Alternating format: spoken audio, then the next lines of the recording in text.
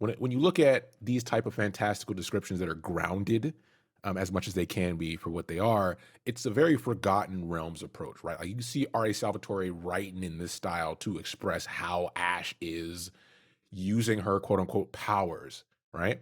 And I appreciate it a lot because I immediately thought of like when you would have a mage casting a fireball in a cave, and you can you can hear like you can think about how the mechanics of doing that would impact the decision of having to do that, right?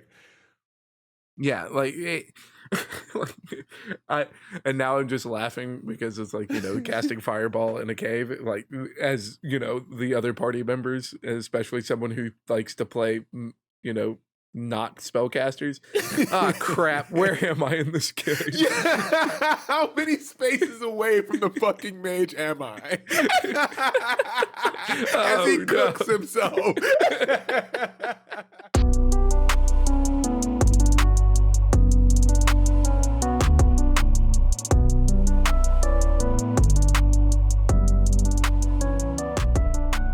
Welcome to Casuals of Runeterra, episode 154. I'm your host, Ryan, here with the other host, Edge. What is up, everybody? And we are excited to start diving into one of our favorite regions and story. Well, one of my favorite stories. I wouldn't say our favorite stories. Yeah.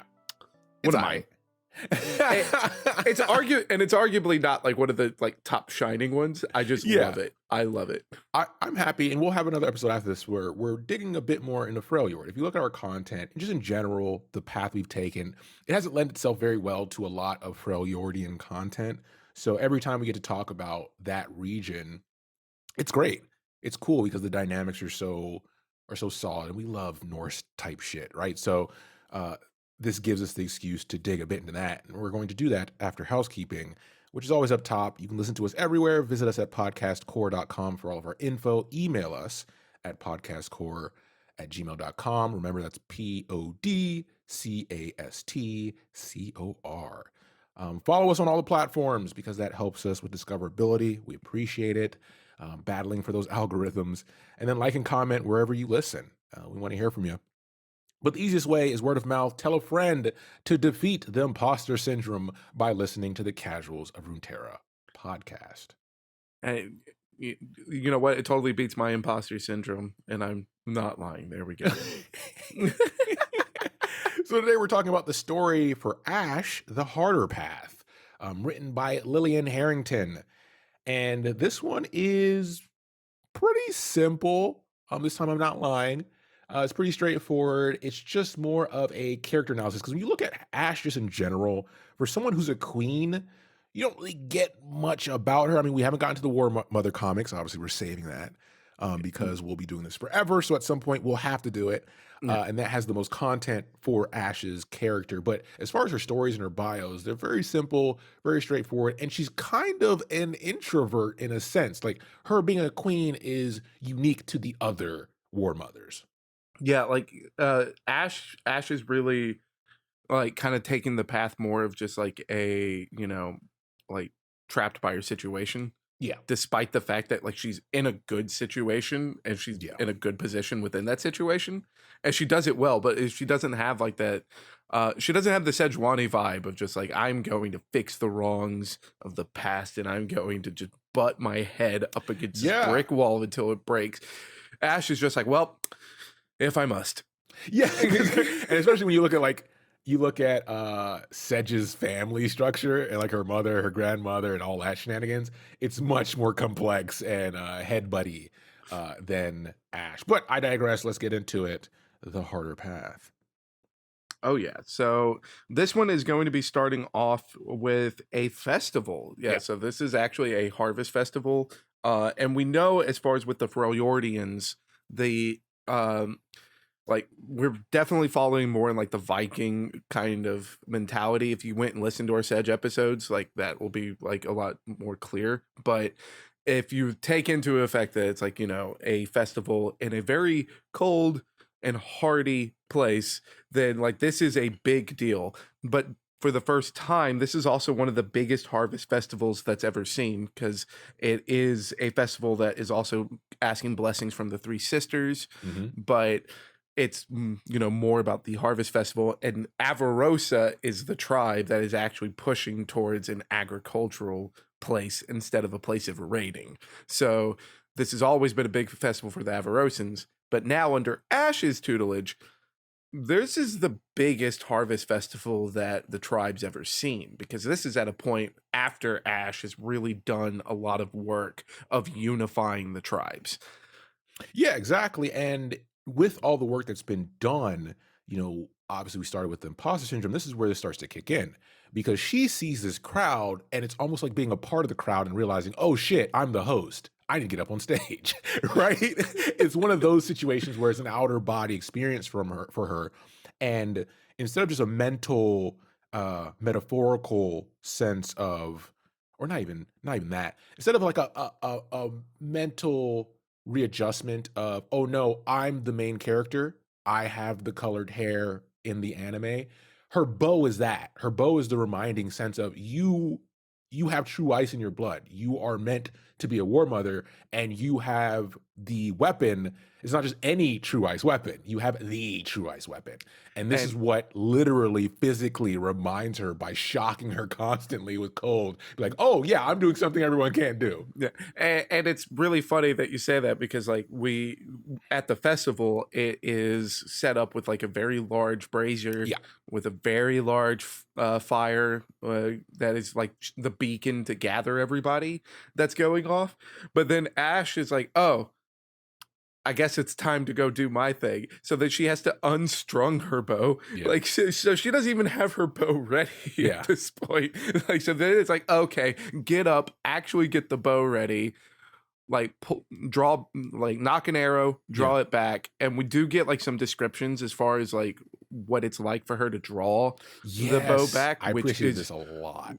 and yeah, like this was something that I wasn't really expecting as far as in this story, because it's, the like for playing League of Legends, it's just, an archer shooting, right? Like, but it's nice to see like Ashe's perception of like what it's like to pull back this bow that only she can pull back. And then it's like, the permafrost is basically trying to take her over. It's like she's battling the magic within the bow itself. And then it's at a point when the cold is at its coldest and she can't really deal with it anymore, that she lets the arrow go. And then, so I do like this because again, we get like some Viking imagery, but with the League of Legends twist. So instead of firing the arrow to start the fire, she fires the arrow to freeze it. So then this giant brazier is frozen. And that's when everyone's like, okay, cool. Like, time to listen to Ashe. Yeah, Miss Herington, good job. Good job on this writing. It had a very, when you look at these type of fantastical descriptions that are grounded as much as they can be for what they are, it's a very Forgotten Realms approach, right? Like you see R.A. Salvatore writing in this style to express how Ashe is using her quote unquote powers, right? And I appreciate it a lot because I immediately thought of like when you would have a mage casting a fireball in a cave, and you can you can hear like you can think about how the mechanics of doing that would impact the decision of having to do that, right? Yeah, like and now I'm just laughing because it's like, casting fireball in a cave, like, as the other party members, especially someone who likes to play, not spellcasters. Ah, crap, where am I in this game? Yeah. How many spaces away from the fucking mage am I? As he cooks himself. But no, we don't get that in this scene. Like, we just get the crystal arrow landing in the brazier, freezing the fire. And then again, I still enjoy like this nod to like the to Viking lore, where the speech is very short and sweet, where it's like, yo, Avarosans, give it up for the three sisters and let's go eat. Like that was it, right? It's like, good food, good meat, good sisters, let's eat. Like that. That's basically Ashe's toast. And it's funny, but it's funny because like, not just because it is the nod to like, the Viking behavior, but it also fits Ashe's character, because now Ashe is just like, cool, I did it. Like, I did. She said two sentences, got off the stage. And so like, it is like the more that introverted behavior. behavior. She's like, okay, cool. I'm just now going to go and just, still be present and mingle, but I don't have to do the big speech anymore. And this, like, from here, it's mostly just, like descriptions of what it's like walking through the festival. Yeah.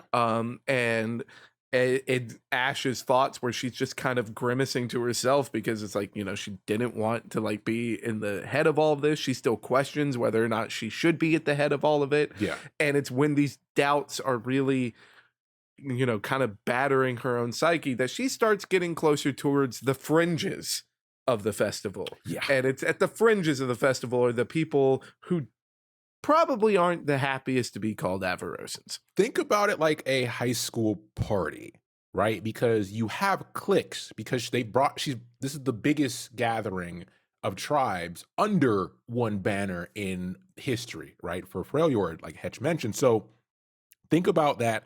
You're still going to have like, hey, this war band attacked this war band a decade ago, or this person's grandparent killed this person's grandparent before. Now they have to be, partners in crime to attack other war bands who may end up after the pillage under the banner. It's that kind of stuff, that kind of dynamic that when you have a big gathering like this, you're going to have pockets, and we have a pocket of zealots, which you always got to have some zealots. Like, is it a party without the zealots? Probably not. For the emperor. So this group of zealots that she comes up to are known as the Snow Followers, and we get some like the depictions that we get of the Snow Followers are like definitely more rough around the edges than everyone else.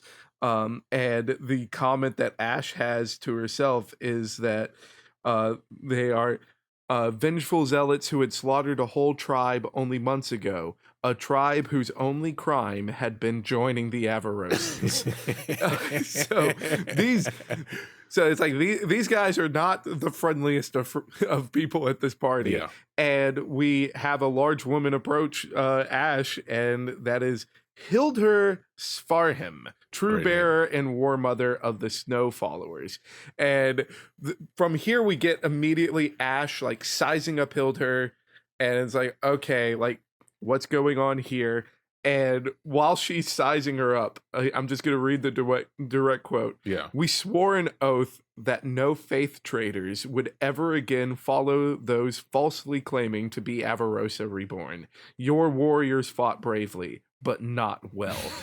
And such a great line. So then and Ashe is like, well, still sizing her up, but also like, I know how this is going to go. Yeah. And while she is prepping for how she knows this is going to go, she's surprised instead when Hildur bends the knee, presents the axe, and is like, yeah, I saw the magic that you just did with your bow, and only someone of true ice could actually do that. So you are not a false bearer, and we will join you. So now the zealots are chanting death to the raiders, while celebrating Ashe in a complete turn of events for her. It's such a great scene because presenting Hildur here, it shows that once again the imposter syndrome. Ashe is not your typical war mother build. Like she's not. Yeah. Like her name isn't like a war mother's usual name. Her size is not like having a bow as a weapon is not usually. Most war mothers have axes or some form of melee weapon. So just once again, reinforcing that she's I would say ugly duckling. She's the black swan, right? Yeah. She's the oddball. She is the oddball out. And not only do we have the oddball out, earning her place here as far as through her abilities, but we also get to see how she reacts to this, because now we have this, the spitting image of what a war mother, quote unquote, is supposed to look like, bending the knee to Ashe and actually giving Ashe her weapon. And Ashe says, Hildur, stand, gives her the axe back, and is like, no, the Snow Followers are enemies of Avarosa. They have shed Avarosan blood. So from this day forward, you are no longer the Snow Followers. Yeah. You are Avarosan. Gotta love a good rebrand. Oh yeah, it's gotta PR at its best. And what better way to rebrand than corporate takeover? Like Ashe is officially the CEO of the Freljord because she's just like, hey, welcome to the family. That's too good. And so she dubs the snow followers as Avarosans. And the final words that she says to Hildur is, "You have nothing to fear from me, cousin." And with that, it's like it's time for everybody to go back to the party, and except for Ashe, because for Ashe, I'm just going to read the last paragraph here. As she turned from them and walked away, she was careful to keep her grief in check. Her heart still burned, but her people needed her to walk a different path than that of revenge. She played her fingers along the bowstring, seeking comfort in its chill. She would be better. She must. So, like, Ashe is still dealing with, like, I don't even know if I should be the one in charge, but if I'm going to be the one in charge, I have to make it better. And this is something that I've said a lot, which is, be the change that you want to be, or like the change that you want to see in the world. And that's what Ashe is doing here. But while everyone else is just like, yeah, we're Avarosans, go party and drink, Ashe is just like still in a crowd, absolutely no spoons left, just playing on her little bowstring, like, God, I can't wait until this festival's over. It's interesting because if you've listened to our Swadroni episodes, which if you haven't, those are some of our best episodes, listen to those because you'll see the juxtaposition in the experiences. Because Swadroni wants to do the same thing. Her circumstances are a lot different than Ashe's. So Ashe can promise change and is actually delivering on it, where Swadroni it's an uphill battle with the Winter Claw in their situation, and we tell a bunch of stories about it going wrong for her and all those around her as she's trying to follow the same path as Ashe, which there's a reason she has vitriol towards Ashe because to her, she's like a pillow princess. And she has it easy and it just fell in her lap. Yeah, it's much easier for Sejuani to like really like kind of pigeonhole Ashe into that because like they are childhood friends. They grew up together. Like if you haven't listened to our bio episodes for either of them, like that might be a surprise to you. So go listen to it. But this is also just like with the tools that they have, right? Because Ashe with the bow and the being like having that as the symbol of being true ice or like the true blood, and then like going into a position where she was already like becoming the war mother of Avarosa, which was the larger of the tribes at the time and already had the infrastructure for her to go down that path. It was already kind of set and laid out for her, whereas Sejuani's path had to get creative, and by creative she had to find the sign. They're very different. Zealots are bad. Earth sign are worse. But yeah, like this is like this one, and spoilers as far as for our next episode too, like one of the other episodes we're going into, these are like some of my favorite stories in League of Legends because of the imagery of it. Like I already just love like the tales like that take place in Viking era or like Viking theme, and I love that. But this one is like one of the reasons that I do love these kinds of stories because it's very easy to get lost in like following like the barbarians and just getting into like the the berserkers and watching all that stuff, but there's a lot of political intrigue in like the Scandinavian history, and this is like plays it out very well, right? Of just like going to the longhouse of the strongest warlord in the area and bending the knee, not necessarily like losing your title and everything, but agreeing to not raid each other. Like this is stuff that the Scandinavians did for time and time again, and this is a great depiction of that while also giving it a different twist on it, because again, Ashe just is like not the war mother image. She just wants to go and read a book.